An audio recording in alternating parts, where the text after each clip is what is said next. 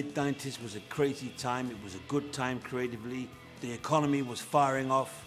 Bands, The Oasis, Blur, Rivalry. It was before everyone had realized Tony Blair was an insane Christian and a liar. And people said, you're too old for this. You're jumping on the bandwagon. But I didn't care. As an artist, you have to go with the flow. Otherwise, you get stuck and you become a cardboard cutout. You may be like one of those chefs standing outside a restaurant. I wanted to sing the track in my own voice, but Luke instructed me to sing it in a different way. Her name was Pauline Pauline. She was really off a trolley. I killed a goose with my brawly. You know her mum was a wally. She knew a bloke called Chester. He drove a blue Fiesta. So you worked with Brian for a long time, obviously, but was he frustrating at times? Because he has a reputation for taking a very long time. Yeah, but it was worth it. You know, you listen to some of them tracks now and they'll make the hairs on the back of your neck stand on end. Cemetery, I felt her up like I won a tree. Her mum was pretty mad at me, so she sacked me from the factory.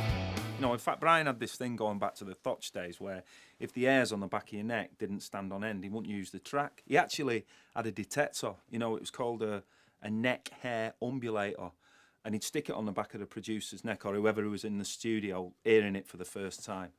And if the hairs didn't rise more than 5 mil, he'd bin it. A lot of really good stuff was just thrown out because of the umbulator.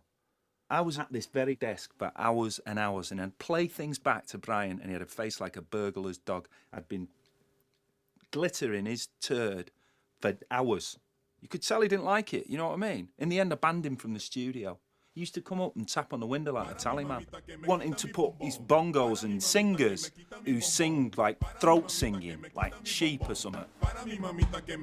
We experienced a lot of problems working on the album. We were very different. One night I went to try and find Luke. He was at the Hacienda Club.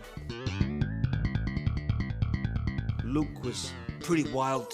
He had a trick where he would dip a tampon in vodka and put it up his ass. He would then DJ, and as his set moved forward and it became more tumultuous, the vodka would go through his bloodstream and he would get really excited. I managed to get in. It was very dark in there. There were these arches and tremendous smoke machines.